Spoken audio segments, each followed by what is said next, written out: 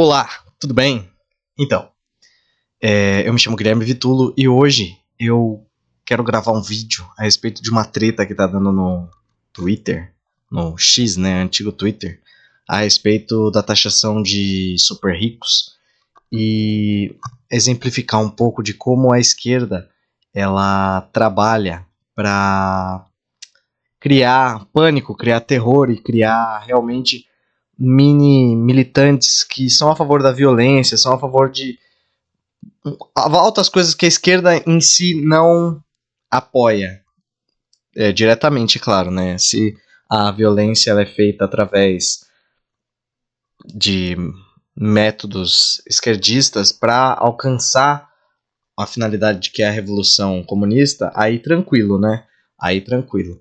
É como o Danilo Gentili falou no Flow uma vez, quando o Igor pergunta pra ele: você acha que se ele tivesse falado, se o Léo Lins tivesse falado do Criança Esperança, ele não seria demitido do SBT? Aí o Danilo Gentili ele fala assim: mas é claro, né? É diferente. Essas crianças não são nossas. E é literalmente isso que eu queria mostrar pra vocês. Tivemos esse perfil aqui do Instagram, o Gui Jong-un, que fez uma resposta para essa postagem aqui, ó, do Popozone. Popozone, beleza. Tipo, rica, totalmente fora da minha realidade. Vicky, filha de 5 anos do Roberto Justus e Ana Paula, usa bolsas de 14 mil reais para combinar com o look dos seus pais. Ele então, né, de maneira muito diplomática, democrática mesmo, ele fala assim, ó: os bolcheviques estavam certos. Bom, nesse caso, ele está citando a Revolução Bolchevique, né? E nesse caso em específico é muito legal porque a gente pode fazer um paralelo com a família Romanov, que eles foram extremamente... Eles foram mandados para jogar no Vasco pelos bolcheviques, incluindo as crianças da família. E aqui a gente tem um exemplo claro que é uma criança de 5 anos, filha do Roberto Justus, que está sendo colocada como se ela fosse basicamente uma das membros da família Romanov, que estaria, tipo, atrapalhando a revolução e que deveriam sofrer as consequências. Aí eu te pergunto, Gui, você tá falando que uma criança de 5 anos deveria ter o mesmo destino da família Romanov, da filha da família Romanov, das crianças? Bom, aí é com você, né? E depois teve essa resposta maravilhosa do Marcos Dantas. Ele falou o seguinte: só guilhotina.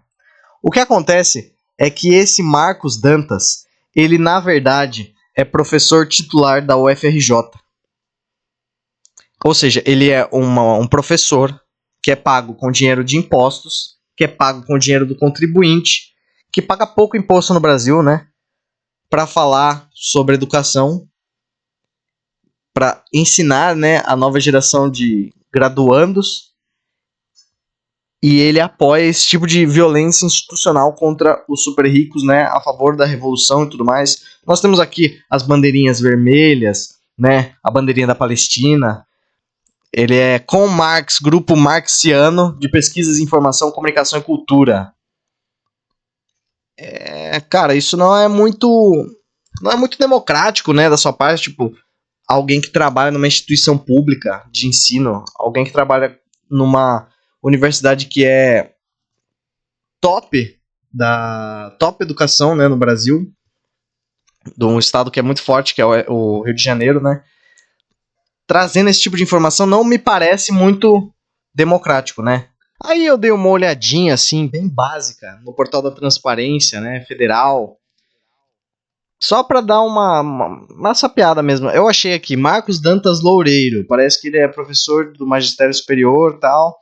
Regime jurídico único, deve ser estatutário, não sei se é elitista, né? Universidade Federal do Rio de Janeiro, ele é aparentemente aposentado. O valor de salário dele, de junho de 2025, foi de R$ 22.218,30. E, bom, eu não me lembro exatamente agora os números exatos, mas eu acho que a partir de 5 mil reais você já é considerado parte do 10% mais rico do país, cara.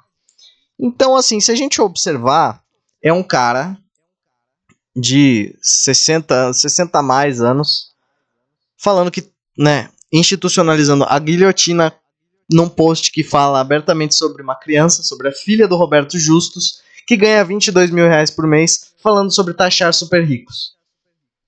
Para você que acha que taxar super ricos é uma coisa boa, eu vou te explicar aqui, basicamente, como é que funciona a rentabilidade dos super ricos. Eles não recebem salário. Eles recebem os rendimentos deles através de lucros e dividendos. E se você taxa lucros e dividendos, bom, é basicamente mais fácil você fechar o país, porque você inibe completamente todo tipo de rendimento de investimento estrangeiro, né, no país. Começa aí.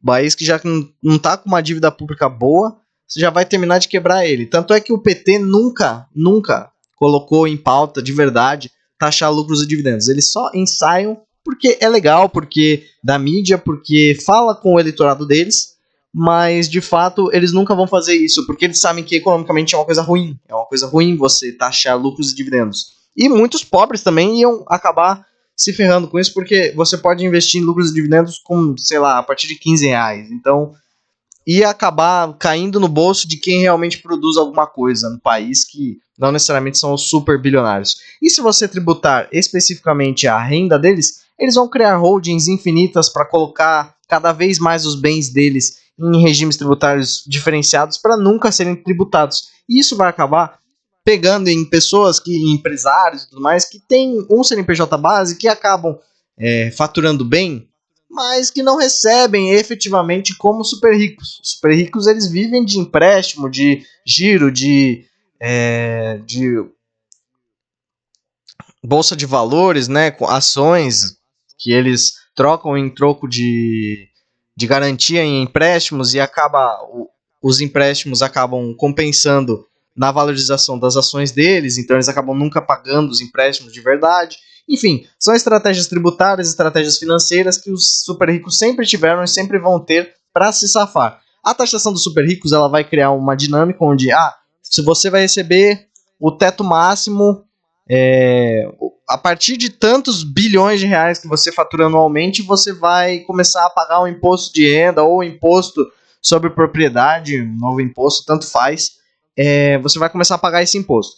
Basicamente, ninguém mais vai ganhar esse X reais, esses X bilhões de reais, e eles vão utilizar o dinheiro para reinvestir na própria empresa. Então, eles vão comprar, ao invés dele comprar um iate pessoal para ele vai comprar a porcaria do iate e colocar no nome da empresa. Falar que é para desenvolvimento de tecnologia, etc. E nunca vai ter nada no nome dele. Que eles conseguem fazer isso, porque para eles se torna barato.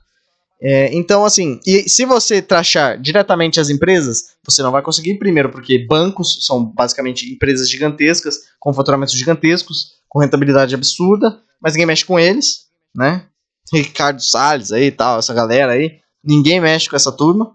E você vai ter também um problema com as outras empresas sendo taxadas, independentemente se elas são bilionárias ou não, porque o teto vai diminuir cada vez mais. Porque, a partir de 10 bilhões por mês, você vai pagar esse imposto. Beleza, agora todas as empresas faturam 9 bilhões por mês.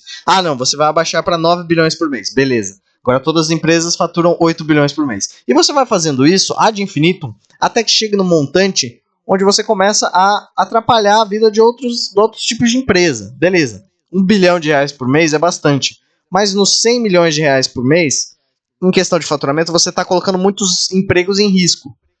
Quando a gente pega uma empresa de 100 milhões de faturamento mensal, a gente está falando com mais de 10 mil funcionários aí. Que é bastante coisa, Você pode acabar tributando e congelando salários, congelando o avanço dos salários, porque os empresários não vão ter mais dinheiro para reinvestir na empresa, logo não vão ter dinheiro para reaquecer a economia, logo eles não vão conseguir acompanhar a inflação, acompanhar as correções monetárias para ajuste de salário, não vão conseguir contratar mais pessoas, não vão conseguir fazer nada, basicamente, para melhorar a condição dos trabalhadores. E, bom, isso por si só já é muito ruim, né? Eu acho que é uma boa desculpa aí para você não começar a taxar super ricos. Já aconteceu na história tentativas de taxar os super ricos que foram frustradas, como é o caso da França, que eu não lembro exatamente, acho que foi um ator francês que ele recebeu uma... Houve o processo de taxação dos super ricos simplesmente pela propriedade técnica de... Ah, você tem tanto de patrimônio, então você vai ser taxado em tanto.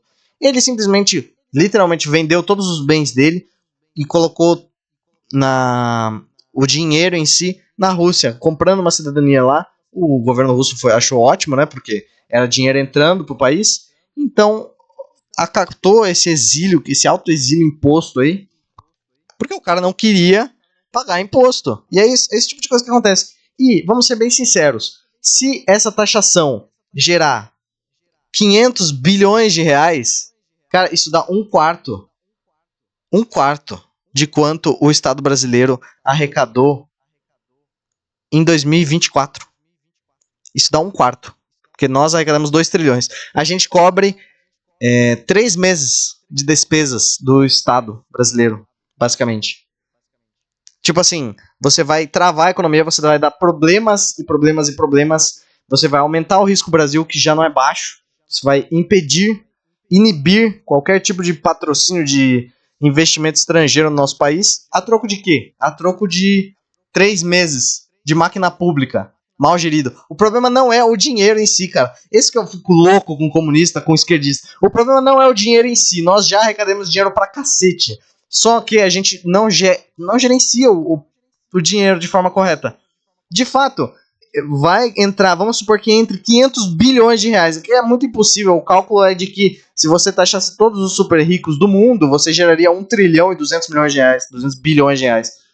Então vamos dizer que, no Brasil a gente taxou todos e chegou a 500 bilhões, metade do mundo. Que no Brasil tem menos bilionários que na China, na Índia, na Coreia do Sul, enfim. Nós temos menos que todo mundo, mas vamos dar o valor que representa a metade. 3 meses. 3 meses é o que daria o dinheiro. Simplesmente 3 meses. Isso se esse dinheiro fosse investido, né? Vamos colocar que ele será lucro de caixa, né? Giro de caixa para o governo brasileiro. Então, assim, a gente vai parar de gastar em umas áreas, vamos usar esse dinheiro por 3 meses. E o que você faz daí depois? Nada. O que você faz? Você isenta 3 meses todos os impostos do Brasil. Beleza, você isenta todos os impostos. Sobre 3 meses. Você não... Beleza, no ano que vem, você já tá ferrado. Você já tem que cobrar todos os impostos. Você não vai ter o mesmo fluxo de funcionários, de movimentação do país. E você não vai ter mais nada. Simplesmente você vai perder tudo. É por isso que você não pode ser a favor de taxação das grandes fortunas. Na China comunista, eles fizeram uma coisa muito mais fácil. Eles colocaram participação do governo em todas as empresas, né? Do ramo de tecnologia, do ramo de indústria, ramo de, enfim, todos os ramos possíveis. Eles colocaram participação do governo. O governo ganha com o lucro das empresas. Então ele quer que as empresas tenham lucro e ele ganha poder político.